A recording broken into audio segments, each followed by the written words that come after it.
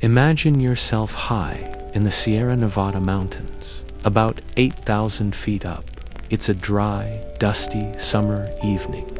The wind, carrying whispers of the past, sweeps through the empty wooden streets of Bodie, California. This is a place where time seems to have stopped, a ghost town where the silence is so profound you can almost hear the echoes of what it once was. Just over a century ago, this place was the complete opposite of silent. It was a town roaring with life, fueled by gold fever, the crack of gunshots, the sound of music pouring from saloons, and the weight of 1,000 dreams. Welcome to Bodie, one of the most authentic and best preserved ghost towns in the American West.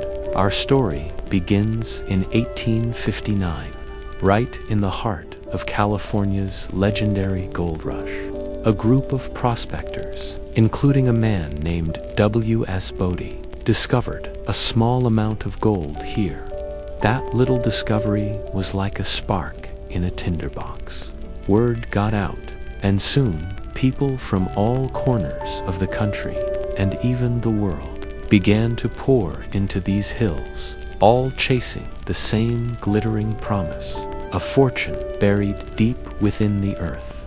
The town that sprung up was officially named Bodie, a slight spelling change to ensure correct pronunciation. For a while, it was a modest mining camp, but then, in 1876, a major discovery was made. A large body of gold-bearing ore was found, and the small camp exploded into a full-blown boomtown. The Bodie boom was on. At its peak in the late 1870s and early 1880s, Bodie was home to over 10,000 people. Can you picture it? 10,000 souls, all crowded into this remote, high-altitude basin.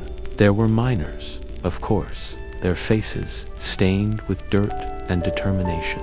But there were also gamblers looking for an easy mark, shopkeepers selling everything from shovels to silk, preachers trying to save souls in a town known for sin, and outlaws looking for a place to lie low.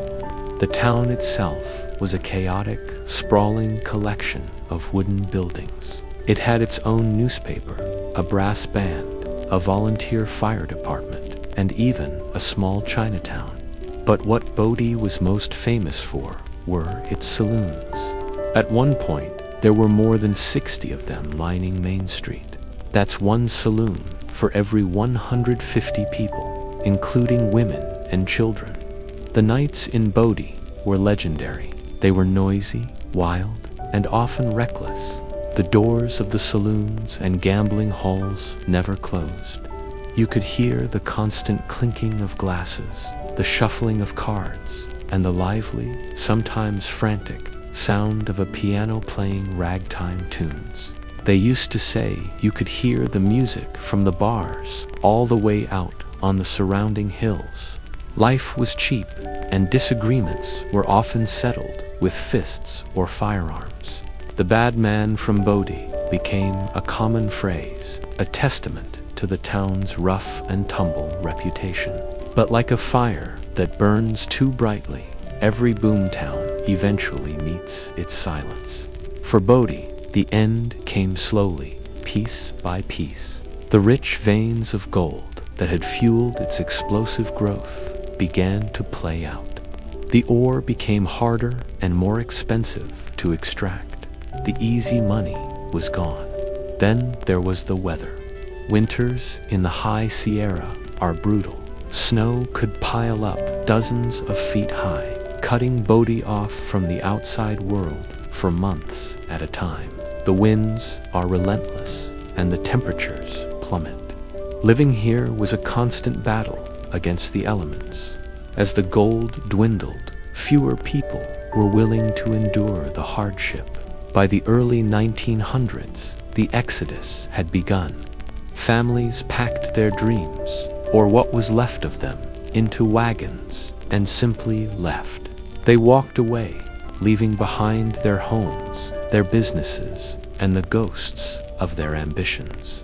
The mines closed, one by one. The saloons shut their doors. The laughter and the music faded into the wind, replaced by an encroaching quiet. And yet, Bodie didn't completely die. It entered a new phase of its existence. The wind stayed. The stark, simple houses stood their ground against the snow and sun, and the town. It just kept breathing in its own quiet, lonely way.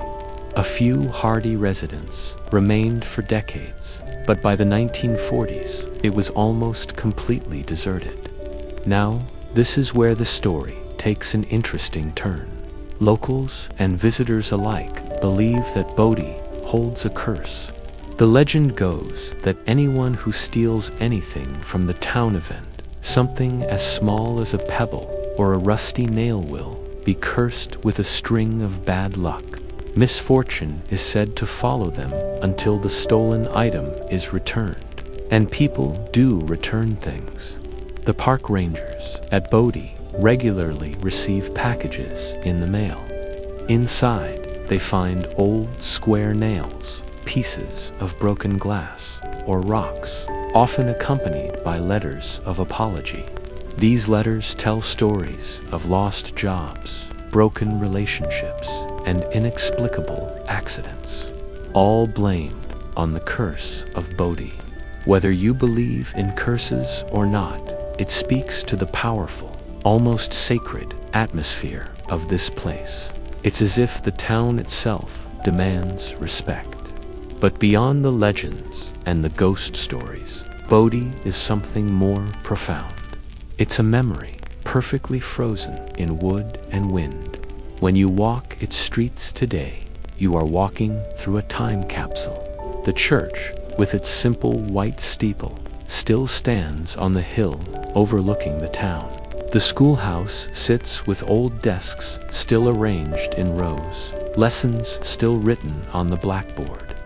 In the general store, cans of food and bottles of patent medicine remain on the dusty shelves, as if the shopkeeper just stepped out for a moment and might return any minute. This incredible state of preservation is no accident.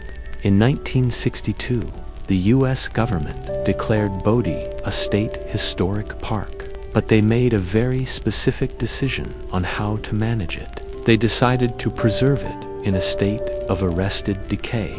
This is a key detail. The buildings aren't restored to look brand new. They aren't rebuilt. They are simply maintained as they were when the last footsteps faded away. Broken windows remain broken. Peeling wallpaper hangs from the walls. Everything is left as is, protected from further collapse, but not prettied up for tourists.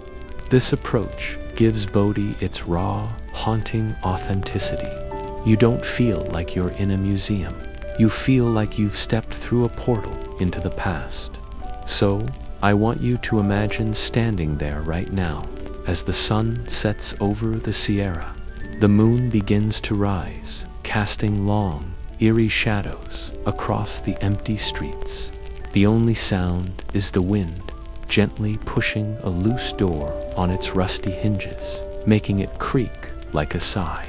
And if you listen very, very closely, you might just hear it's the distant, ghostly echo of piano keys, a phantom melody from a time long gone.